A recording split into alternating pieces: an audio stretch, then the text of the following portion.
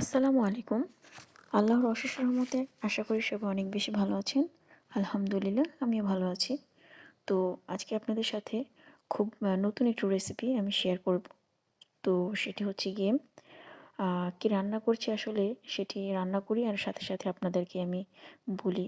মূলত যখন এখন তো টাকি মাছের সিজন চলতেছে, শোল মাছের সিজন চলতেছে। তো আমার হাতের কাছে টাকি মাছ ছিল। তো মূলত ভাবলাম যে একটা টাকি মাছ দিয়ে রেসিপিটি করি এবং আপনাদের সাথে বিষয়টি শেয়ার করি। এখানে আমি কয়েক টুকরো টাকি মাছ ভালো করে ধুয়ে পরিষ্কার করে নিয়েছি। আর হচ্ছে গিয়ে টাকি মাছগুলোকে আমি আলাদা করে রেখে দিয়েছি। আর এর সাথে হচ্ছে গিয়ে আমি এখানে মশলা প্লাস হচ্ছে গিয়ে পেঁয়াজ কুচি দিয়ে একটু টাকি মাছ যেহেতু আমি একটু ভিন্ন স্টাইলে রান্না করছি, তো এখানে আমি একটি তেজপাতা ফ্লেভারের জন্য দিয়ে দিয়েছি। পেঁয়াজ কুচির সাথে আমি মরিচ, হলুদ ভালো করে কষিয়ে নিয়েছি। তারপর হচ্ছে একটা তেজপাতা দিয়ে দিয়েছি, লবণ দিয়ে দিয়েছি। আর তার সাথে মাছগুলো ভালো করে কষিয়ে নিতে হবে। তো এটা হচ্ছে গিয়ে আমি লাউ দিয়ে রান্না করব।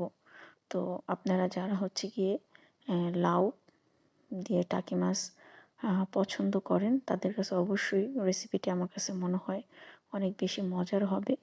তো এটা হচ্ছে অনেক মজার একটি তরকারি। এটা আপনারা অবশ্যই রান্না করার বাসায় যদি রান্না করেন তাহলে অবশ্যই বুঝতে পারবেন যে আসলে কতটা টেস্টি হয় তরকারিটা।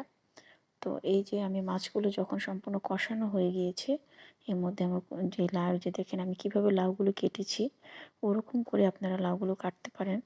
তো এই সবগুলো লাউ আমি ভালো করে ধুয়ে রেখেছিলাম। এখন আমি দিয়ে দিয়েছি।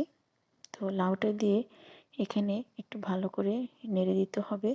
মোট কথা লাউ এবং হচ্ছে গিয়ে মাছটা মিক্সড করে নিতে হবে। আর হচ্ছে এখানে কিন্তু আমি মাছটা সম্পূর্ণ আস্ত রাখছি না, কারণ মাছটা কিন্তু আমি এটাকে ভেঙে রান্না করব।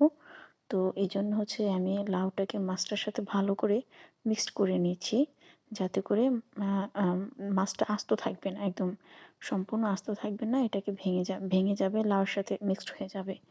তো আপনারা যারা টাকি মাছ আসলে জানি না কে কতটুকু পছন্দ করেন। কারো যদি টাকি মাছ খেতে ভালো না লাগে তাহলে তারা অবশ্যই বাসায় রেসিপিটি এভাবে করবেন। এভাবে করলে আসলে আপনাদের দেখবেন যে টেস্ট কতটুকু ভালো লাগে। আমার দেখেন লাউটা সম্পূর্ণ আমার হয়ে গিয়েছে। আমি এ পর্যায়ে কিছু ধনেপাতা আমি দিয়ে দিয়েছিলাম ফ্লেভারের জন্য। আর এটা খুব টেস্টি একটি তরকারি, আপনারা অবশ্যই বাসায় ট্রাই করবেন। আর অবশ্যই দেখবেন যে আসলে খেয়ে কতটা মজা হয়েছে। আশা করি আপনাদের সবার কাছে এই রেসিপিটা অনেক বেশি ভালো লাগবে। আপনারা সবাই আমার চ্যানেলটিকে সাবস্ক্রাইব করবেন এবং লাইক করবেন। আল্লাহ হাফেজ। আসসালামু আলাইকুম।